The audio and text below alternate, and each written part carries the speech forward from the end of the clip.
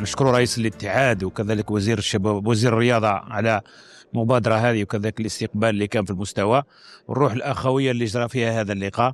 هذه مجرد كرة قدم، مجرد لعبة، مجرد ترفيه. نتمنى أن نرتقي، أن كل رئيس فريق يرتقي بالمستوى الخطابي تاعو، وكذلك هذه كذلك البيانات يعني اللي ما كانتش في إيجابية. نظن البيانات هذه ما لازمش تكون.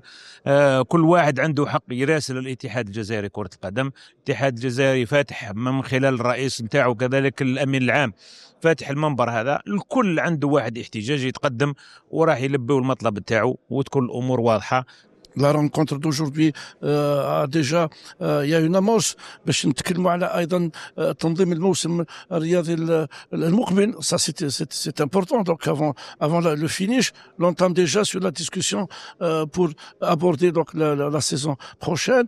Puis ça a parlé aussi des soucis, des problèmes des clubs sur l'aspect organisationnel, sur l'aspect financier.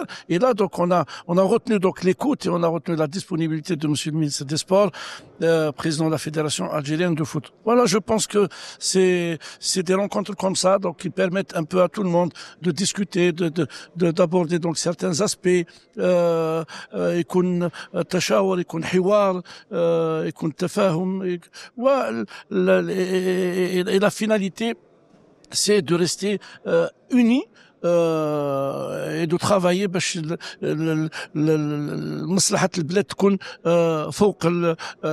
فوق الجميع. شكرا معالي وزير الرياضة ورئيس الاتحادية على يعني الاهتمام بهذا يعني الاجتماع. كان لازم يكون باش نتطرقوا لعدة مواضيع من بينها صدر العنف في الملاعب، اللي هو لازم كاع نكونوا يد واحدة باش نحافظوا على سلامة المناصرين، اللاعبين، الأطقم الإدارية، باش تكون يعني روح أخوية بين كل التراب الوطني، وتكون فيه لقاءات. يعني الحمد لله احنا استبشرنا خير بالملاعب والمرفقات يعني اللي هي شيدتها الدولة الجزائرية، وإحنا نتعرضوا يعني لازم نتعاونوا بكل ما أوتينا من أجل يعني الوقوف لهذه ظاهرة العنف.